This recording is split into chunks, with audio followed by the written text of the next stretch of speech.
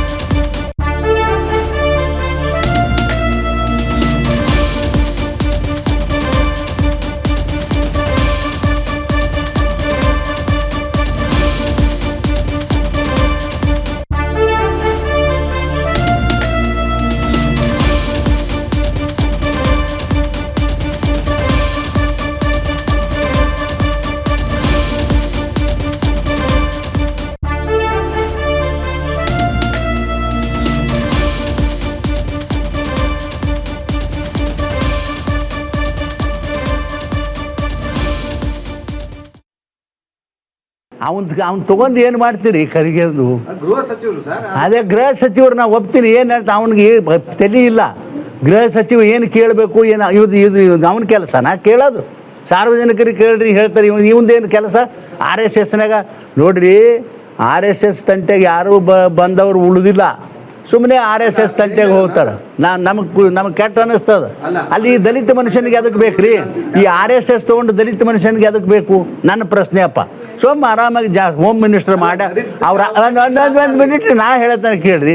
ಅವ್ರ ಅಪ್ಪ ಕಾಂಗ್ರೆಸ್ನಾಗ ದುಡ್ದನ್ನ ಕಾರಣಕ್ಕೆ ಅವನಿಗೆ ವ್ಯವಸ್ಥೆ ಮಾಡ್ಯಾರ. ಚಂದಾಗಿ ಹೆಸರು ಗಳಿಸ್ಬೇಕಲ್ಲ ಜನರು ಕೆಲಸ ಮಾಡಿ. ಈ RSS ಇಂದ ಗಂಟು ಬಿದ್ದ ಅಂದ್ರೆ ಅವೇನು ಸರ್ವೈ ಆಗೋದಿಲ್ಲ. ನಮಸ್ಕಾರ ನಡ್ರಿ. ಅವ್ನು ತಗೊಂಡು ಏನು ಮಾಡ್ತೀರಿ ಕರಿಗೆದು? ಗೃಹ ಸಚಿವರು ಸರ್. ಅದೇ ಗೃಹ ಸಚಿವರು ನಾವು ಒಪ್ತೀನಿ. ಏನು ಹೇಳ್ತಾ ಅವನಿಗೆ ತಲೆ ಇಲ್ಲ. ಗೃಹ ಸಚಿವ ಏನು ಕೇಳಬೇಕು, ಏನು ಇದು ಅವನ ಕೆಲಸನ ಕೇಳೋದು? ಸಾರ್ವಜನಿಕರಿಗೆ ಕೇಳ್ರಿ ಹೇಳ್ತಾರೆ. ಇವಂದೇನು ಕೆಲಸ?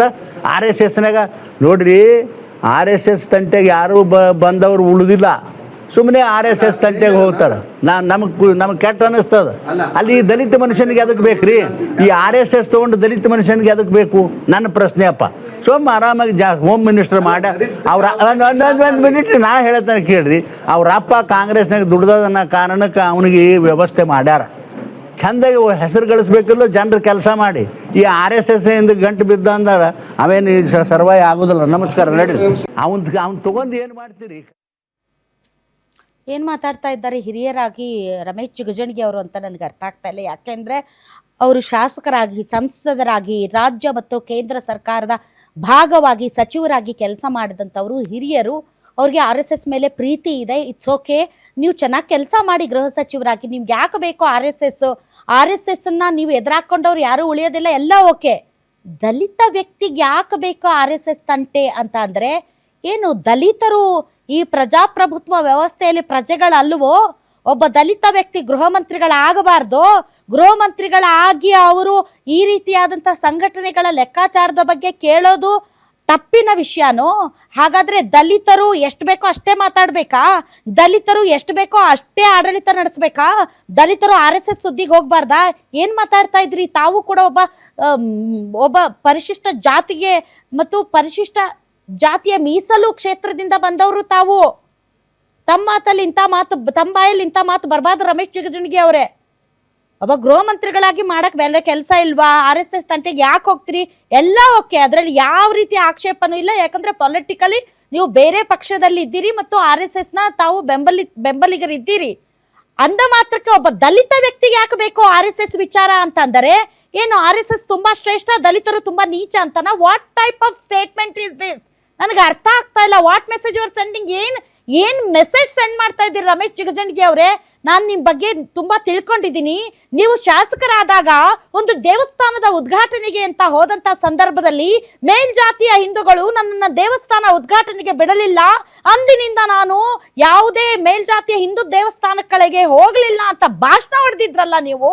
ಸಮಾಜದ ಈ ಒಂದು ತುಳಿತಕ್ಕೆ ಒಳಗಾದಂತಹ ಜಾತಿಯ ಬಗ್ಗೆ ತಾವು ಪದೇ ಪದೇ ಪ್ರಸ್ತಾಪ ಮಾಡ್ತಾ ಇರೋದು, ನೀವು ದಲಿತರ ಬಗ್ಗೆ ಇರುವಂತಹ ಆ ಒಂದು ಕೀಳರಿಮೆಯನ್ನ ಹೋಗಲಾಡಿಸೋದಕ್ಕೆ ಹೋರಾಡ್ತಾ ಇದ್ದೀರಿ ಅಂತ ನಾನು ಅಂದ್ಕೊಂಡೆ. ಆದ್ರೆ ನೀವೇ ದಲಿತರು ಅನ್ನುವಂಥದ್ದು ಒಂದು ಕೀಳರಿಮೆ ಅನ್ನೋ ರೀತಿಯಲ್ಲಿ ಮಾತಾಡ್ತಾ ಇದ್ದೀರಾ, ಅಥವಾ ಅದರ್ವೈಸ್ ಬೇರೆ ಏನ್ ಮಾತಾಡ್ತಾ ಇದ್ರಿ ನೀವು ಸ್ಪಷ್ಟನೆ ಕೊಡ್ಬೇಕು ರಮೇಶ್ ಜಿಗಜಿಣಗಿ ಅವರೇ. ಇಟ್ಸ್ ನಾಟ್ ಪ್ರಿಯಾಂಕ್ ಖರ್ಗೆ ಅವರು. ದಲಿತರಿಗೆ ಯಾಕೆ RSS ವಿಚಾರ ಅನ್ನೋದು ತಮ್ಮ ಬಾಯಲ್ಲಿ ಬಂದಿರೋದು ಅತ್ಯಂತ ಆಕ್ಷೇಪಾರ್ಹ ವಿಚಾರ.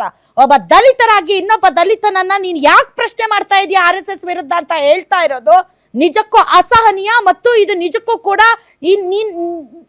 ಐ ಡೋಂಟ್ ನೋ, ನನ್ಗಿದು ವ್ಯಾಖ್ಯಾನಿಸೋದು ಎಷ್ಟು ಮಟ್ಟಿಗೆ ಸರಿನೋ ತಪ್ಪೋ ಗೊತ್ತಿಲ್ಲ.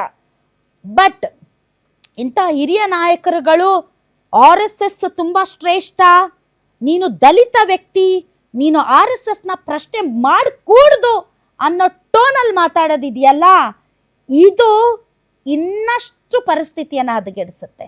No, that's not fair. ಹಿರಿಯರಾಗಿ ನೀವು ಇಂಥದ್ದೆಲ್ಲ ಮಾತಾಡಬಾರ್ದು. ಯಾಕೆ ದಲಿತರು ಗೃಹ ಮಂತ್ರಿಗಳಾಗಬಾರ್ದಾ? ಯಾರು ಪ್ರಶ್ನೆ ಮಾಡಬಾರ್ದಾ? ಏನು ಅರ್ಥದಲ್ಲಿ ಮಾತಾಡ್ತಾರೆ ಏನೋ ಗೊತ್ತಿಲ್ಲ. ಮುಂದಕ್ಕೆ ಹೋಗೋಣ.